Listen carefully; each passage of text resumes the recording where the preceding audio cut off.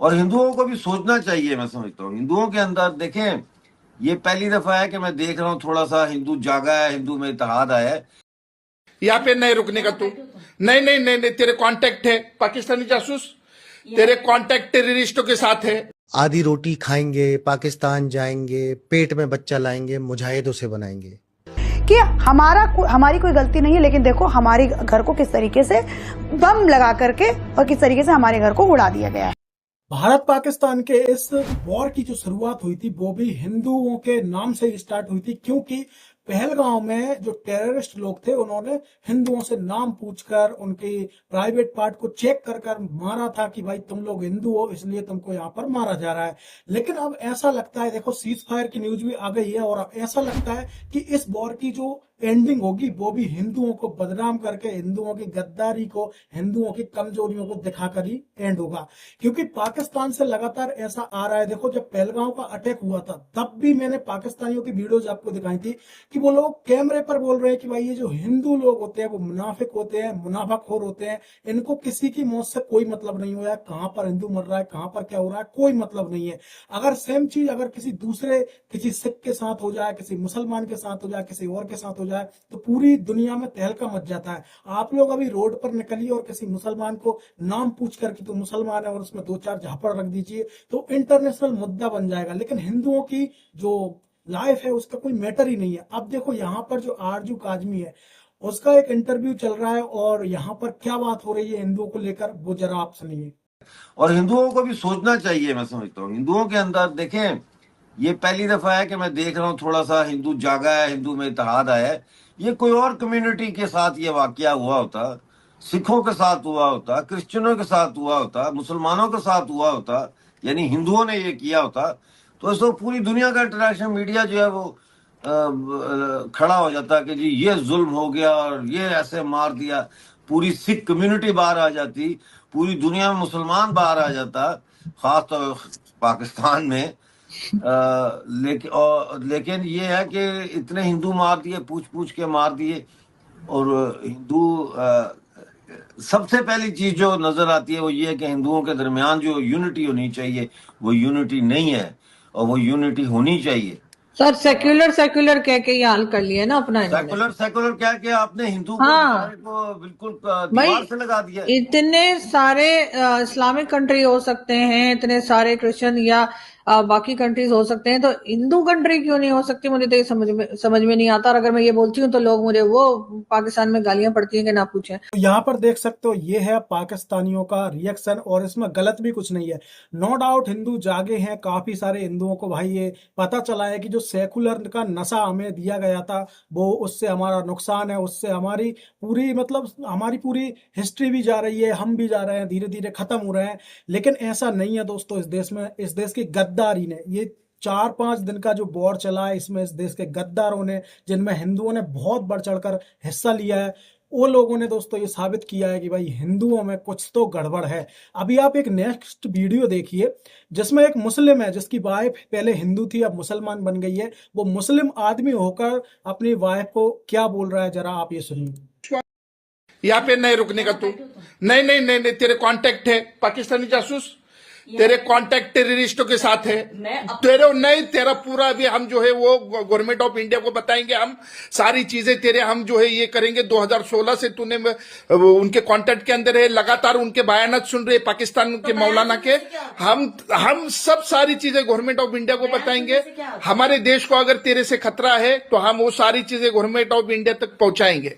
तो पाकिस्तानी जासूस है, इसका तलाक से क्या? तू बाय बर्थ जो है वो हिंदू है, तू हिंदू से मुसलमान बनी और उसके बाद जो है अभी तू जासूसी कर रही है। अच्छा, हाँ, तो तूने ईमेल जो भेजा है जो मौलाना मसूद पाकिस्तानी का जो तू 2016 का है ना, वो गवर्नमेंट देखेगी। गवर्नमेंट देख चुकी है। हाँ, गवर्नमेंट देख चुकी है, गवर्नमेंट देख चुकी है। गवर्नमेंट को सब करने दे। बच्चे के ताल्लुक से बात करो, वो सब छोड़ो। कुछ नहीं, तेरे साथ बात नहीं कर सकते हम।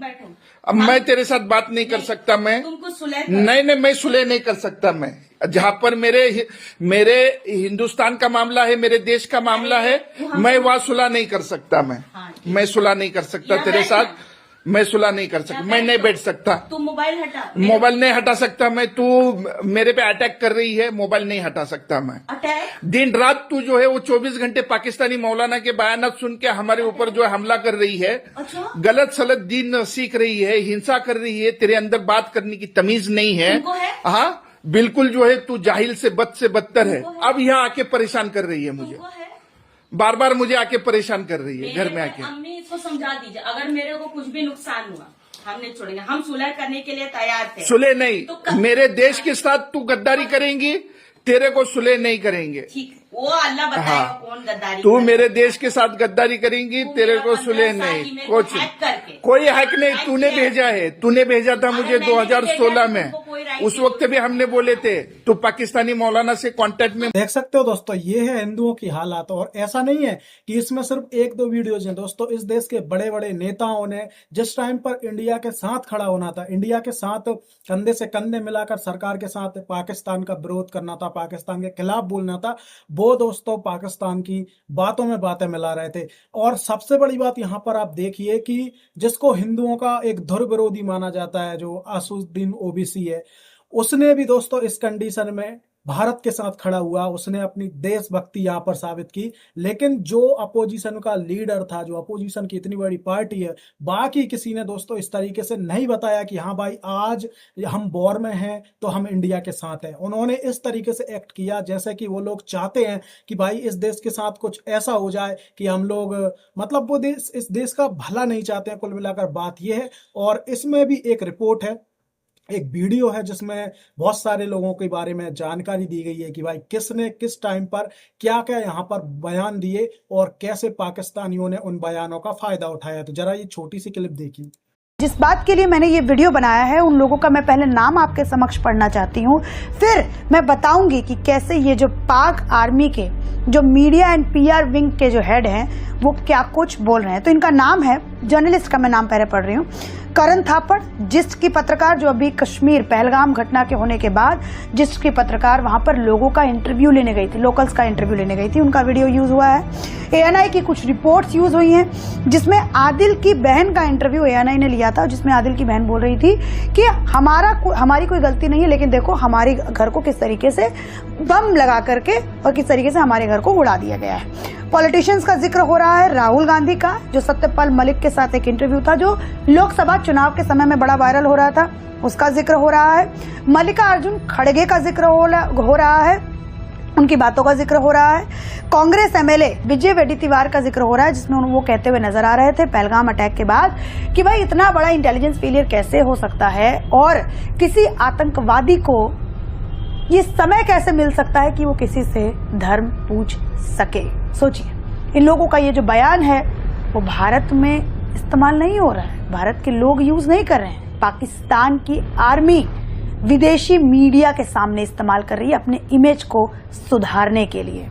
यहाँ पर ये जो वीडियो जिनकी पुरानी से पुरानी जो लगातार ये सवाल उठाते हैं, सेना पर सवाल उठाते हैं, सरकार पर उठाते हैं, इस देश पर उठाते हैं, इनकी ये वीडियोस दोस्तों सिर्फ पाकिस्तान में नहीं चलती। अगर पाकिस्तान में चलती तो एक विषय हम मान भी लेते कि चलो दुश्मन देश है, हमारे यहाँ के ये बड़बोले लोग हैं, इनकी वीडियोस उठाकर उन्होंने वहां पर डाल दी, अपने देश में दिखा रहे हैं। इस वॉर के टाइम पर ये वीडियोस, ये इंटरव्यू इंटरनेशनल मीडिया में काफी ज्यादा वायरल थे और इसी बेस पर इंटरनेशनल मीडिया भी इंडिया के ऊपर सवाल उठा रही थी। लेकिन दोस्तों यहाँ पर सिर्फ इतना ही नहीं है, यहाँ पर गद्दारों की भरमार है इस देश के अंदर। अब मैं आपको एक इंटरव्यू दिखाता हूँ आरजे रोनिक का। तो उन्होंने, जो आपने देखा था कि जब ये पहलगाम अटैक हुआ था उसके बाद जो जितने भी पाकिस्तानी थे इंडिया के अंदर रह रहे थे, जो वहां से बच्चे ले लेकर यहाँ पर पाल रही थी, उनको लेकर एक बहुत ही यहाँ पर एक बेहतरीन इंटरव्यू है। एक आर्मी पर्सनल है, उनका क्या कहना है जरा ये सुनिए। आधी रोटी खाएंगे, पाकिस्तान जाएंगे, पेट में बच्चा लाएंगे, मुजाहिदों से बनाएंगे। ऑपरेशन खत्म होने के बाद हम लौट के आ रहे थे हमारे कैंप का, तो बड़ा सा गेट था एंड हमने देखा कि बहुत सारी लेडीज एकदम से इकट्ठी होने लगी एंड आके गेट के सामने खड़े हो गए। उन सब ने बुर्का पहना हुआ था एंड फिरन एंड बुर्का जो टिपिकली कश्मीर में पहनते हैं। और हम लोग वहां से आ रहे थे, तो जब हम अंदर आए तो वो लेडीज कुछ नारा लगा रही थी। तो मैं भी नया नया कश्मीर में था, तब तक वो डायलेक्ट की आदत नहीं पड़ी होती आपको, ठीक है। तो मैं सुनने की कोशिश कर रहा था ये क्या बोल रही हैं। तो वो कुछ तो इंडियन आर्मी हाय हाय वगैरह टाइप हाय हाय वो चल रहा था उनका। तो वो औरतें आई और उन्होंने कुछ नारा लगाना शुरू किया एंड उन सब ने अपने कपड़े उठाए ऐसे ऊपर और मुंह ढक लिया एंड वो कुर्ता टाइप का फिरन होता है ना, वो पूरा ऊपर मुंह के ऊपर, and they were all naked.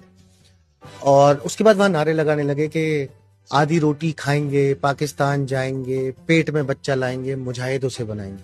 देख रहे हो दोस्तों, ये है हिंदुस्तान में रहने वाले लोग। अब देखो पाकिस्तान पर इंडिया ने क्या कार्रवाई करी, क्या नहीं करी, इस पर इंडिया में सबसे ज्यादा सवाल उठाए जा रहे हैं। बहुत बड़ी ये मतलब कितने गद्दार लोग इस देश के अंदर है, इनके खिलाफ तो यार बहुत सख्त से सख्त एक्शन लेना चाहिए।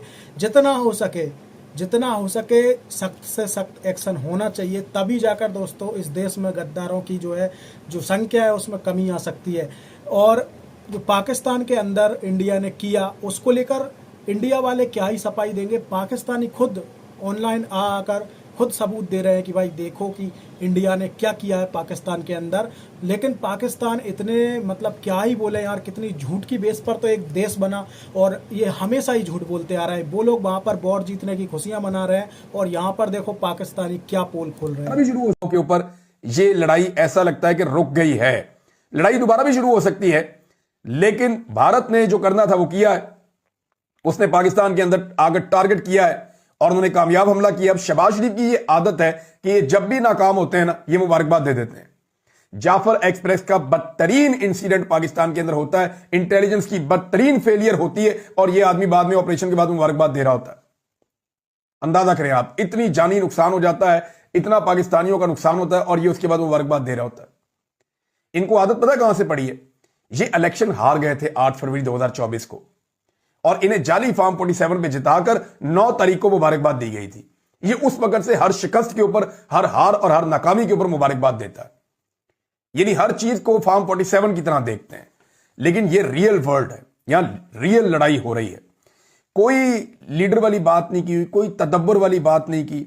मुझे अच्छी तरह याद है इमरान खान साहब से जब हम मिले थे, इंडिया के साथ जब क्लैश हुआ था 2019 में, तो इमरान खान ने कहा था कि जेट हमारा भी गिर सकता था। ये लड़ाई है, नुकसान किसी का भी हो सकता है, हमें पूरी संजीदगी के साथ अपनी फौज के साथ खड़ा होना होगा हर हालात में। ये इमरान खान साहब ने 2019 में उस वक्त कहा था। आपका वजीर आजम जो है वो 31 शहरी शहीद करवाने के बाद विक्ट्री स्पीच दे रहा है और आपका डीजी ISPR क्या कह रहा है, वो टोटल डिफरेंट स्टेटमेंट है। वजीर आजम मुबारकबाद दे रहा है, आपका जो वजीर इत्तलात है वो मुबारकबाद दे रहा है। राणा सनाउल्लाह ने कहा जी हमारा बदला पूरा हो गया, अब हम लड़ने नहीं चाहते। ख्वाजा आसिफ ने सीज फायर की बात कर दी, जबकि आपके डीजी ISPR का स्टेटमेंट है कि मासूम शहरियों के नाहक खून के आखिरी कतरे तक का मुकम्मल हिसाब लिया जाएगा।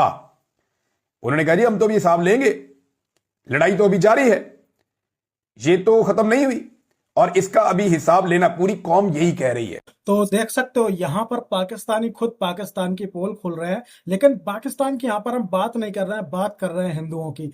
देखो हिंदुओं को अब अपने स्वार्थ से ऊपर, अपनी जातियों से ऊपर उठना पड़ेगा और देश के बारे में और देश से ऊपर धर्म के बारे में सोचना पड़ेगा और उसके लिए बाहर निकलना पड़ेगा, एकजुट होना पड़ेगा।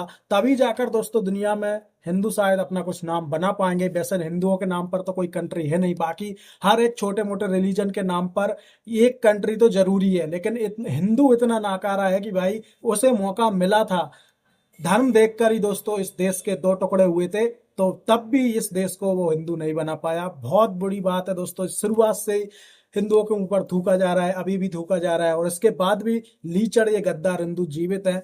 बहुत दुख होता है इनकी दुर्दशा देखकर, लेकिन शायद ये पैसे के आगे भाई बिक चुके हैं, इनकी आंखों पर पट्टियां हैं, इनको कुछ नजर नहीं आता है। खैर आपका क्या विचार है, आप लोग अपने विचार कमेंट बॉक्स में बताइए। क्या ये सब जो यहाँ पर दिखाई दे रहा है क्या ये झूठ है? आपको क्या लगता है भाई हिंदू जाग गए हैं जितना जागना चाहिए था? जो इस टाइम पर होना चाहिए था, हिंदुओं का नाम देखकर मारा गया, उस टाइम पर क्या होना चाहिए था? क्या रिएक्शन होना चाहिए था हिंदुओं का? क्या वो देखने को मिला, क्या नहीं मिला? जो भी आपके विचार हैं वो आप कमेंट बॉक्स में कमेंट कीजिए। हम इस वीडियो को यहीं पर विराम देते हैं, मिलते हैं किसी और वीडियो में, तब तक के लिए जय श्री राम।